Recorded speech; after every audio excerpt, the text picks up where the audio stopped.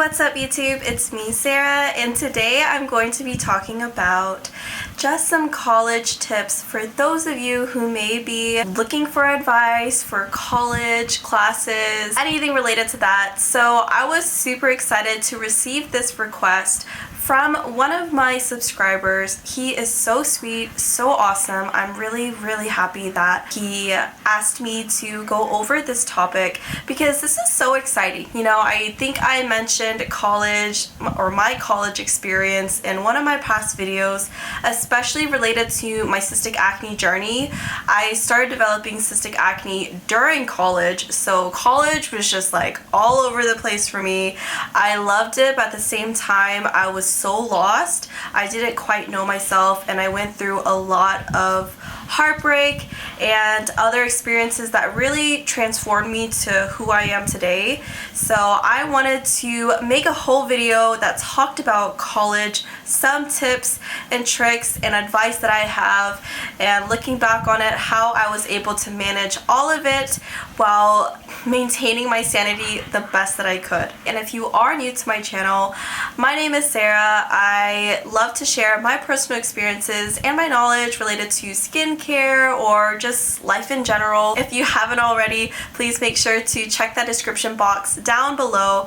I have links to related videos that you may find helpful. I also have links to different platforms of mine to hopefully connect with every single one of you outside of YouTube. So when I received this request to make this video, I was so excited. I just started jotting down some of like the most important tips and advice that I could give and I could recall, because it's been a few years since I was in college. I did get my bachelor's degree at the University of Houston, the main campus. Just to give you some background info, I majored in kinesiology, the exercise science, and I minored in nutrition. At the time, I thought that I was on my way to becoming a physical therapist, and I was like, these are the perfect classes.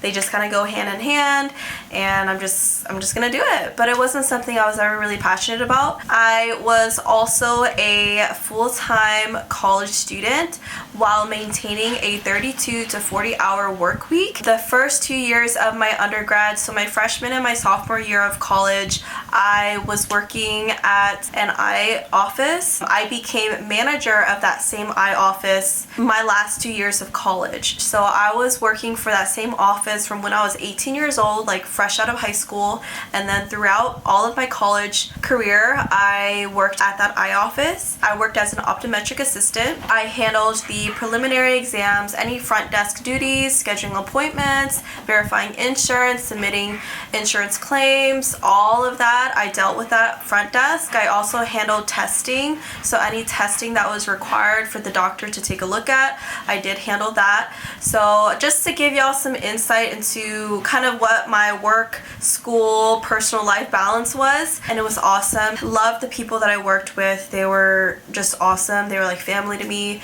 So to me, whenever I did go to work, it never felt like work because I was with them. And yeah, I think that definitely helped me during college to have a job like that. I'm really grateful that I had that job experience and I got to gain manager experience and handle customers and patients and so many different variety of issues during my undergrad, because that allowed me to become so well-rounded and learn how to adapt quickly and just handle so many different types of people. I think when you can connect with people and you understand what they're needing and appropriately resolve that issue, then the more successful you will become later on. So I'm really glad that I was given that opportunity. So first in this video, what I'm going to focus on is giving you some of my college tips when it comes to your college classes, choosing a professor, managing your stress, and just picking a schedule that will work for you and still having time to work a different job so you can have some money to pay off some of your tuition and school supplies, etc. When it comes to picking your college classes, your freshman and your sophomore year of college will focus mainly on your core classes or your prerequisites. So the prerequisites are just required for you to continue on to your major. The prerequisites are like your English, your math basic classes, history, those are your core classes along with some other ones. Your college will have a breakdown of what classes will fulfill those credits for you, so you won't feel lost. You are also able to meet with an advisor, so that advisor will help you throughout your undergrad pick the classes that you need to fulfill your core classes, your core requirements, your major. So whatever you decide to major in, which is your field of study, then your advisor can help you pick classes that will cater to that major, as well as if you decide to go on to graduate school, or if you're doing pre-med or pre-nursing, whatever, your advisor can help you along that journey to make sure that you are on path to graduating and getting into the schools that you need. I'm just gonna be honest, I didn't really utilize my advisor. I kind of just looked at it and I did it myself, but the advisor is a really helpful thing to have. I would definitely recommend it if you're new starting and you're not sure where to go or what to do. So a tool that you can use is Rate My Professor. If you haven't heard of it already, Rate My Professor is really useful because you can see what a majority of people kind of feel about a professor, how they tend to work, the workload that you get, the difficulty of the tests. But I will advise you that take everything that you read on that website with a grain of salt. When I was a freshman and I was taking my Bio 1 and my Bio 2 classes, a lot of the reviews for that professor were like, she's boring, all she does is go off for PowerPoints, but it doesn't prepare you for the tests, which were, semi-true. But the test itself, it was not that hard for me. I took it with a grain of salt because not everybody learns the same way. Everyone's different when it comes to that, and everyone has their different strengths and weaknesses. So as long as you take academic ownership and you really try to study on your own and go to the lectures as an add-on to your learning instead of just strictly focusing on the lecture for your learning, unless the professor is like that, then I feel like you're gonna be fine. There are some professors where they are more lecture based so they can see if you're listening or not, but a majority of my professors at UH focused on the textbook. So they were very textbook based. Going to the lecture just helped you understand it at a deeper level, but it was really up to you to read ahead, take your notes, and then go to lecture to listen to it and ask questions and try to understand it from there at a more conversational level instead of the fundamental or the foundation. But once you pick your professor, after looking at Rate My Professor, I would recommend going through the syllabus for every single class that you have per that semester. Go through the syllabus, notate every single important date, so whenever homework is due,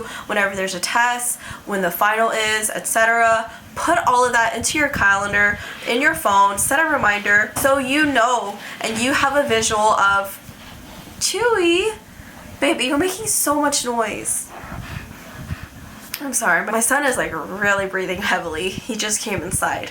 So I would recommend having a visual, knowing when certain due dates are so that it never comes out of the blue. Proper planning is so important. You need to know when your test is coming up so you know, okay, maybe I should start studying this week so I can get prepared by this date, So you have to have a visual. You have to keep those dates as a reminder in your calendar. Professors won't baby you. They'll just be like, hey, here it is. And then it's up to you to be independent, take ownership of their class. I picked my schedule pretty wisely. There are some semesters where I'm like, I feel like this is going to be a tough class based off reviews and just the subject itself. So I'm not going to schedule all difficult classes for that semester. I'm not trying to drown in work. So I would sprinkle probably 2 difficult classes per semester, but also have general kind of easy classes to balance that GPA. Because if you cannot handle it, do not overload yourself. Pick your poison wisely and know what you're signing up for, because I had friends who just drowned in work. They didn't even do great in their classes and they were stressed, and it really cost them their mental health to not even make that great of a grade. So pick your poison wisely, know what you're signing up for per semester, and also have a life outside of just school. You should be enjoying, you should also enjoy your breaks. Recovery is important, Have other things going on, not just college classes, so that you can be a more well-rounded person instead of, oh, I just studied all day, all night. I don't have actual like real life work people experience. That being said, everyone's different. Everybody learns differently. Not everybody is a visual learner. Not everybody is an auditory learner. Not everybody is tactile or kinesthetic. You have to learn what type of learner you are for you to be able to study efficiently without spending hours and hours beating up your brain to memorize everything in the textbook. Like, you need to know what works for you. For example, my study method is I would read the textbook, right? So I would read that textbook.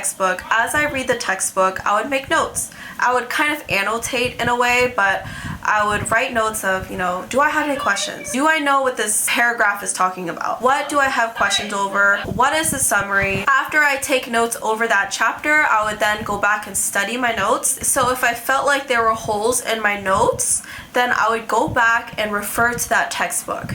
And usually when I do that, the textbook does a really great job of like breaking something down, and then I would study it, but I wouldn't focus too hard on what's missing, because a lot of the time, what I already included in my notes, the professor already went over, or it's not even on the test. So it's kind of like, just get a general idea of how your professor works and what's worth your time and what's not worth your time. Get a good idea of what the reading is talking about. And if you can summarize it and teach yourself at a pretty good extent, then you should be fine for the test. You should also practice depending on the class. Like for physics, I practiced that. So after studying, I would practice so many different types of physics questions, so you get an idea of a variety of different questions, what they're asking for, how to solve it, and get into the routine of answering similar questions, and you should be fine for the test. So if it was a really difficult class, what I would do is study maybe 1.5 to 2 weeks in advance so that I could be prepared, read the chapters that I needed for that test, take notes, study those notes, and practice. So I feel like 1.5 to 2 weeks in advance is a good enough time span. Some people study shorter than that, some longer, but for my mental sake, I feel like that was a pretty good routine that I got into during college. I also feel like it's important to have an area where you feel like you can be productive. So if you study best at like a public library, then study there. Have your set time to study, your set days, and go put in that work. If you feel like you work best at home, you're more of a home person, which I was. I studied at home. I loved being at home.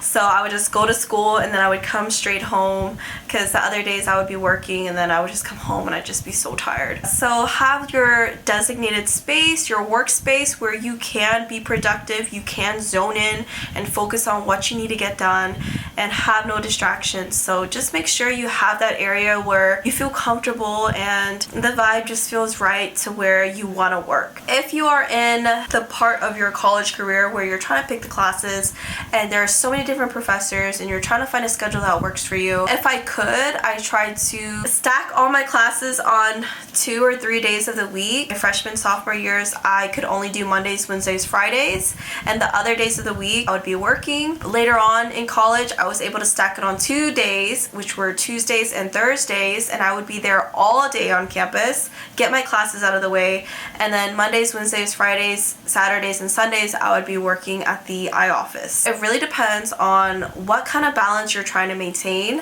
For me, working was non-negotiable. I had to work, I wanted to gain experience, and I needed to be able to support myself financially in some ways, like with the basic stuff like gas, food, bills, like credit card stuff, tuition, helping out, school supplies. So for me, I wanted to continue working and I didn't want to just go to school and that was it. I know also during finals week, a lot of people tend to get sick because there's a lack of sleep, they're more stressed, so their immune system kind of like plummets a little bit. Make sure you take care of yourself. Make sure you recover. Nothing is worth your health. Nothing is worth your mental health, your physical health. Know what you can handle. It's okay if you can't handle that much. Know yourself, listen to yourself, love yourself to take those breaks, and prioritize sleep, because sleep deprivation is not a good thing. I know lack of sleep is kind of like not glorified, but it's become a lot more common, and not enough people are sleeping as much as they're supposed to. So make sure you are sleeping. That is vital to recovery and your health. So sleep enough. College is a fun time, and you should take that time to grow and learn more about yourself, discover new things, and don't be afraid to take chances. Listen to your gut. If something doesn't feel right, if a major doesn't feel right, you're not into your studies, listen to it. If not, if you happen to graduate like me and you find out what you actually want to do later on, that's okay too. Better late than never. Yeah, those are my best college tips to give you guys. I hope that this was helpful and informative. I had so much fun just blabbering on and on. Comment down below if you'd like for me to go over other topics. Thank you so much for watching, everyone, and stay tuned. I post every single Monday. And I hope that y'all had a happy new year.